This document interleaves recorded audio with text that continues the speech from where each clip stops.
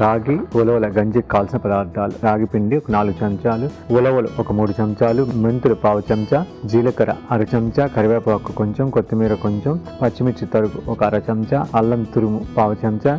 ఉప్పు రుచికి సరిపడినంత, నూనె 1 చెంచా, మజ్జిగ 2 గ్లాసులు. రాగి ఉలవల గంజి తయారు చేద్దాం. ముందుగా స్టవ్ ఆన్ చేసుకుని ప్యాన్ పెట్టుకుని ఉలవలు, మెంతులు, జీలకర్ర, కరివేపాకు వేసుకుని వేయించుకుని చల్లారిన తర్వాత పొడి చేసి పక్కన పెట్టుకోవాలి. తర్వాత స్టవ్ ఆన్ చేసుకుని పాత్ర పెట్టుకొని కొద్దిగా నూనె వేసి వేడైన తర్వాత జీలకర్ర, కరివేపాకు, అల్లం తురుము, పచ్చిమిర్చి తురుము వేసి కొంచెం పోపు మగ్గిన తర్వాత తగినంత నీళ్లు పోసుకొని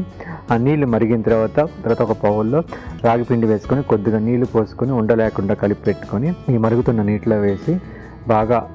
దగ్గరయ్యేదాకా చూసుకుని తర్వాత మసాలా పొడి, మజ్జిగ వేసి బాగా కలుపుకొని తగినంత ఉప్పు, నిమ్మరసం, కొత్తిమీర వేసుకొని సర్వింగ్ బౌల్లో తీసుకొని కొత్తిమీరతో గార్నిష్ చేసుకుంటే రాగి ఉలవల గంజి రెడీ.